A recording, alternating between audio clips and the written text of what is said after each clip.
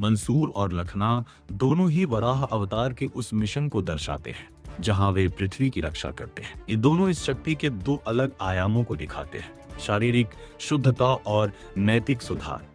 वराह अवतार ब्रह्मांडीय महासागर की गहराइयों में उतरकर भूदेवी को अंधकार से बाहर निकालते हैं और उन्हें वापस प्रकाश में स्थापित करते हैं। केदारनाथ का मंसूर इसी स्वरूप का एक मानवीय रूप है।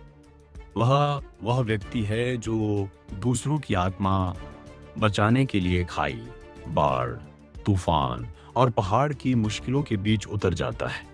वराह अवतार अनोखा है क्योंकि यह जल स्तर 1 और जमीन स्तर 2 से आगे बढ़कर सक्रिय रूप से उथल पुथल के बीच जाकर उस चीज को वापस लाता है जो खो गई है। मंसूर का पूरा अस्तित्व चढ़ाई और उतराई से बना है।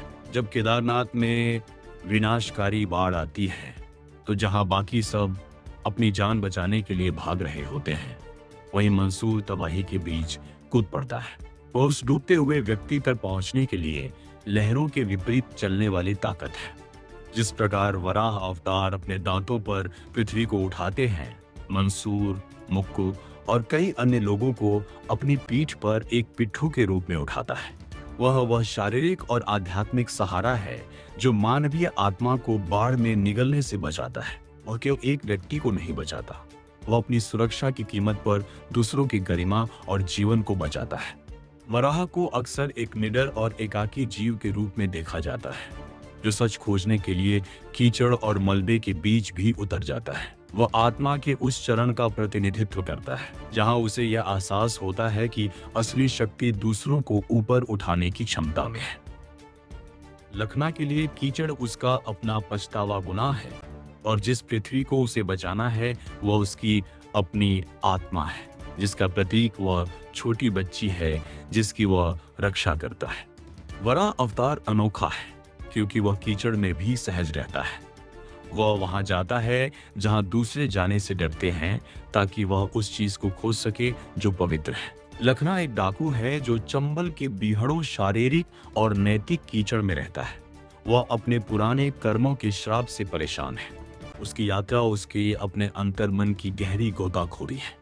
वराह की तरह वह साफ सतह पर नहीं रहता, वह प्रायश्चित आत्म परिवर्तन का रास्ता खोजने के लिए अपनी असलियत की गंदगी के बीच से होकर गुजरता है।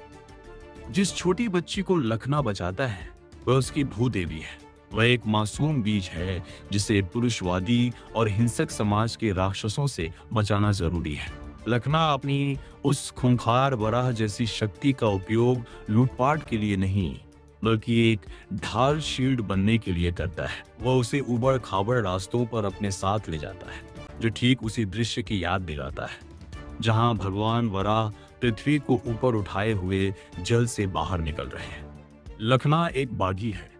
वह धर्म के उस नियम का पालन करता है जिसे दुनिया का कानून नहीं समझ पाता। उसका यह बचाव अभियान एक अकेला और थका देने वाला काम है जो उसे अपनों के ही खिलाफ खड़ा कर देता है। वह आत्मा के उस चरण को दर्शाता है जहां उसे यह एहसास होता है कि ईमानदारी आपके कपड़ों से नहीं बल्कि उस जिम्मेदारी से पहचानी जाती है जिसे उठाने के लिए आप तैयार हैं। सुशांत कहते हैं, मेरी ईमानदारी और अपने काम के प्रति मेरा जुनून ही मेरी सबसे बड़ी ताकत है।